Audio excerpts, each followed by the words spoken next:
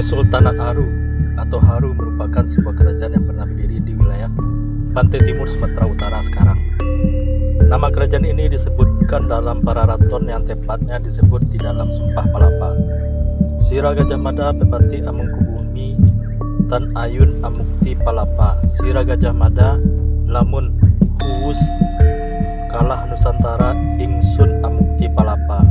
Lamun kalah ring gurun ring Seram, Tanjung Pura, ring Haru, ring Pahang, Dompu, ring Bali, Sunda, Palembang, Masik, samana ingsun amukti palapa. Dalam bahasa Indonesia mempunyai arti dia Gajah Mada sebagai patih amukubumi tidak ingin melepaskan kuasa. Gajah Mada berkata bahwa bila telah menguasai Nusantara, saya baru akan melepaskan kuasa.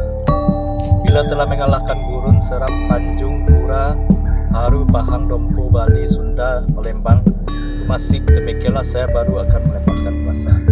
Sebaliknya tidak tercatat lagi dalam KKW negara Kartagama sebagai negara bawahan, sebagaimana tertulis pada Pupu 13, paragraf 1 dan 2. Sementara itu dalam Summa Oriental disebutkan bahwa kerajaan ini merupakan kerajaan yang kuat, penguasa terbesar di Sumatera, yang memiliki wilayah kekuasaan yang luas dan memiliki pelabuhan yang ramai dikunjungi oleh kapal-kapal asing. Dalam laporannya, Tom Pires juga mendeskripsikan akan kehebatan armada kapal laut Kerajaan Haru yang mampu melakukan pengontrolan lalu lintas kapal-kapal yang melalui Selat Melaka pada masa itu.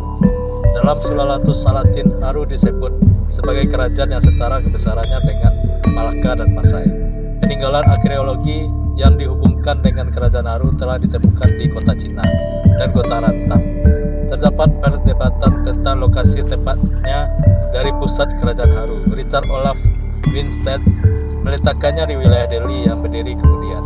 Tetapi ada pula yang berpendapat Haru berpusat di muara Sungai Panai. Groeneveld menegaskan lokasi Kerajaan Haru berada kira-kira di muara Sungai Barumun, Padang Lawas. Dan Giles menyatakan di dekat Belawan. Sementara ada juga yang menyatakan lokasi Kerajaan Haru berada di muara Sungai Wampu, Teluk Haru atau Langkat. Dalam perjalanan Marco Polo pada tahun 1292, Kerajaan Haru tidak disebutkan, tetapi diindikasikan adanya 8 kerajaan di Pulau Sumatera yang seluruh penduduknya penyembah berhala. Kunjungan ini bertepatan dengan pembentukan negara-negara pelabuhan Islam pertama. Beberapa kerajaan yang disebutkan yaitu Perlek atau Perlak, Pansur atau Barus, Basman atau Beosangan, kini Bioren, Samudra kemudian dikenal sebagai Pasai, dan Dagroyan Pidi. 3 kerajaan lain tidak disebutkan. Sumber lain menambahkan Lamri atau Lamuri dan Batas atau Batak. Haru pertama kali muncul dalam kronik Tiongkok masa dinasti Yuan yang menyebutkan Kubilai Khan menuntut tunduknya penguasa Haru pada Tiongkok pada 1282 yang ditanggapi dengan pengiriman upeti oleh saudara penguasa Haru pada tahun 1295. Islam masuk ke kerajaan Haru paling tidak pada abad ke-13. Kemungkinan Haru lebih dulu memeluk agama Islam daripada Pasai, seperti yang disebutkan Sulalatus Salatin dan dikonfirmasi oleh Tom Pires. Sementara penduduknya masih belum semua memeluk Islam. Sebagaimana dalam catatan Alfonso de Albuquerque, yaitu Comentarios, dinyatakan bahwa penguasa kerajaan-kerajaan kecil di Sumatera bagian utara dan Sultan Malaka biasa memiliki orang kanibal sebagai algojo di sebuah negeri yang bernama Aru. Juga dalam catatan Mendes Pinto dinyatakan adanya masyarakat Aru di pesisir timur laut Sumatera dan mengunjungi rajanya yang muslim. Sekitar 20 tahun sebelumnya, Duarte Barbosa sudah mencatat tentang kerajaan Aru yang ketika itu dikuasai oleh orang-orang kanibal penganut paganisme. Namun tidak ditemukan pernyataan kanibalisme dalam sumber-sumber Tiongkok zaman itu. Pada abad ke-15, sejarah dinasti Ming menyebutkan bahwa Sulutang Husin, penguasa Haru, mengirimkan upeti pada Tiongkok tahun 1411. Setahun kemudian Haru dikunjungi oleh armada Laksamana Cheng Ho. Pada tahun 1431, Cheng Ho kembali mengirimkan hadiah pada Raja Haru. Tetapi saat itu Haru tidak lagi membayar upeti pada Tiongkok. Pada masa ini Haru menjadi saingan Kesultanan Malaka sebagai kekuatan maritim di Selat Melaka. Konflik kedua kerajaan ini dideskripsikan baik oleh Topires dalam Summa Oriental maupun dalam sejarah Melayu. Pada abad ke-16, Haru merupakan salah satu kekuatan penting di Selat Melaka. Selain Pasai, Portugal yang pada tahun 1511 menguasai Malaka, serta bekas Kesultanan Malaka yang memindahkan ibu kotanya ke Bintan. Haru menjalin hubungan baik dengan Portugal, dan dengan bantuan mereka Haru menyerbu Pasai pada tahun 1526 dan membantai ribuan penduduknya. Hubungan Haru dengan Bintan lebih baik daripada sebelumnya, dan Sultan Mahmud Shah menikahkan putrinya dengan Raja Haru, Sultan Husain. Setelah Portugal mengusir Sultan Mahmud Shah dari Bintan pada 1526, Haru menjadi salah satu negara terkuat di Selat Melaka. Namun ambisi Haru dihempang oleh munculnya Aceh yang mulai menanjak. Catatan Portugal menyebutkan dua serangan Aceh pada tahun 1539, dan sekitar masa itu Raja Haru, Sultan Ali Poncar, terbunuh oleh pasukan Aceh. Istrinya, Ratu Haru, kemudian meminta bantuan baik pada Portugal di Malaka maupun pada Johor, yang merupakan penerus Kesultanan Malaka dan Bintan.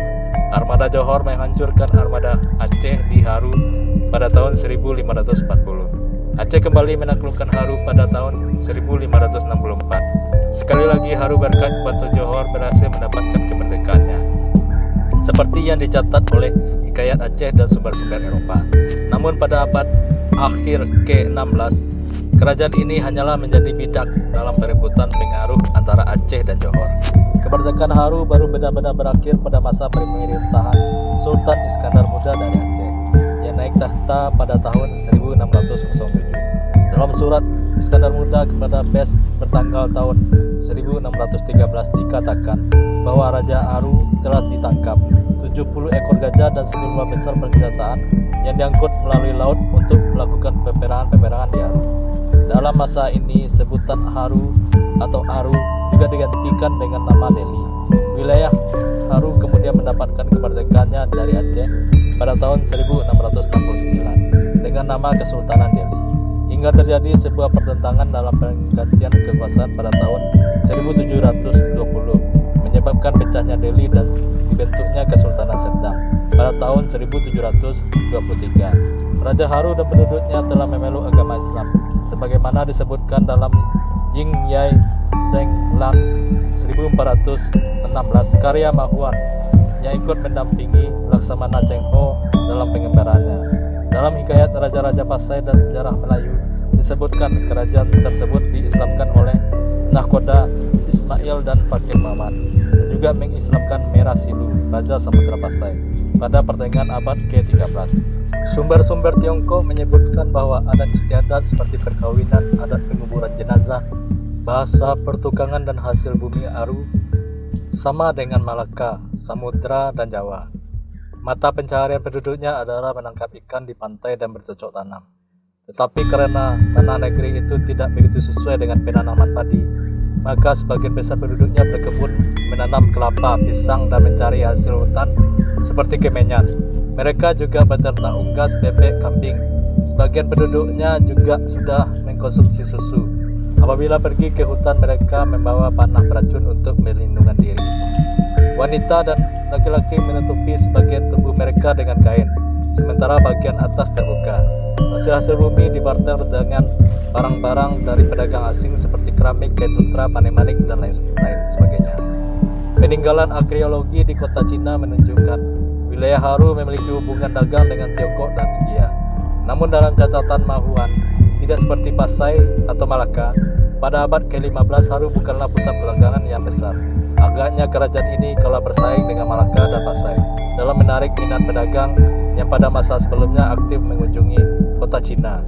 Raja-raja Haru kemudian mengalihkan perhatian mereka ke perombakan. Haru memakai adat Melayu, dan dalam Sulatus Salatin para pembesarnya menggunakan gelar-gelar Melayu seperti Raja Pahlawan dan Sri Indra.